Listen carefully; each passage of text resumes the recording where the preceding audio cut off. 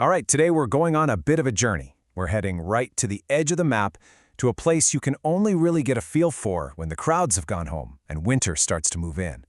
We're going to Aberdaron. So why here? Well, it all comes down to this one claim, that Aberdaron is probably the Welshest village in the whole of Wales. I mean, that's a huge statement, right? So let's spend the next few minutes digging into what gives this remote little spot such a powerful, undeniable connection to its Welsh identity. Okay, first things first, let's get our bearings. We're on the Llŷn Peninsula, this incredible finger of land that just juts out into the Irish Sea. If you're coming by car, this, quite literally, the end of the road. But for centuries, it was also the start of a whole different kind of journey.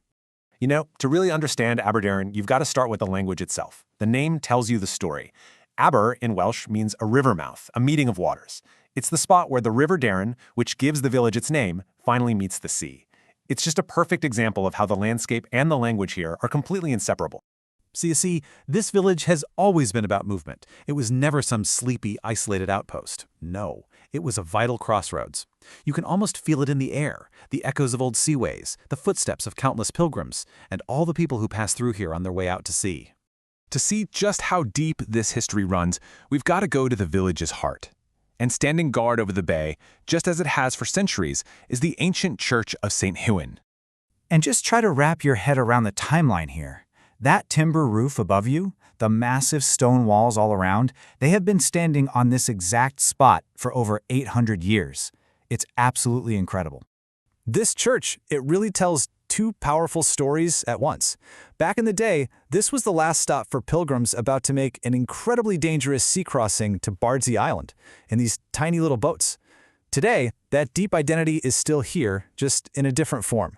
You just have to walk through the cemetery. The gravestones, old and new, are almost all written in Welsh. It's a quiet, but man, is it a powerful statement about a culture that's still very much alive.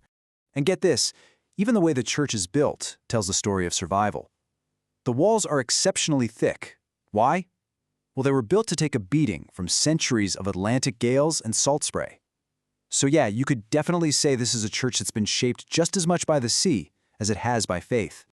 All right, from the ancient churchyard, let's step out onto the main street and see how that deep-rooted identity actually plays out in the village's everyday life.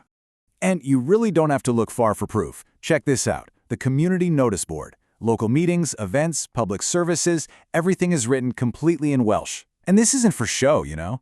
It's just the everyday language of life here. In fact, if you come here in the off-season, hearing English is actually the exception, not the rule. This isn't just paper and thumbtacks, it's the living, breathing heart of the community. The village also has some cool little architectural surprises. Take a look at the old post office. It was designed back in 1950 by Sir Clough Williams-Ellis. Now, if that name rings a bell, it should. He's the very same architect who created Portmeirion, that fantastical Italian-style village just down the coast. It just goes to show that even way out here at the end of the line, this place has deep connections to some major Welsh cultural figures. But Aberdaron is, more than anything, a seaside village. So it's time to head down the few steps to the beach, which is where the contrast between the seasons really hits you.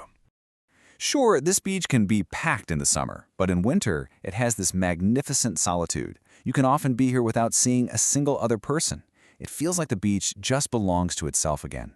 And when you stand here, just watching the waves, you really get a sense of the incredible courage it must have taken for those early pilgrims to face these waters. As we're walking along the shore, we cross this small bridge over the River Daron. It's so peaceful today. But this very spot is hiding a pretty surprising industrial past. I know it's hard to imagine now, but this quiet stream was once a major hub of activity. Yeah, this whole landscape is just hiding these layers of history. If you could turn back the clock to the 18th and 19th centuries, this quiet little river mouth was a bustling port and a center for shipbuilding. Can you just imagine the sounds, hammers and saws, right where we're standing? Today, there's almost no physical evidence left, but that history is still here, just beneath the surface. For our final stop, we're going to get a bird's-eye view. We're following the coastal path up the hill to look down on the village and the bay spread out below.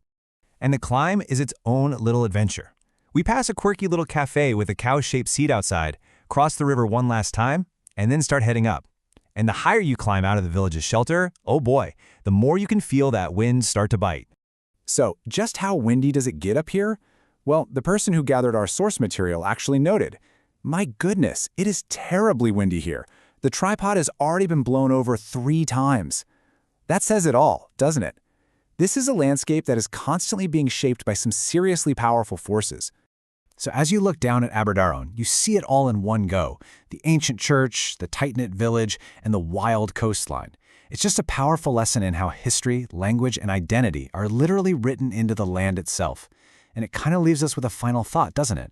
What stories are waiting to be discovered in the landscape right where you live?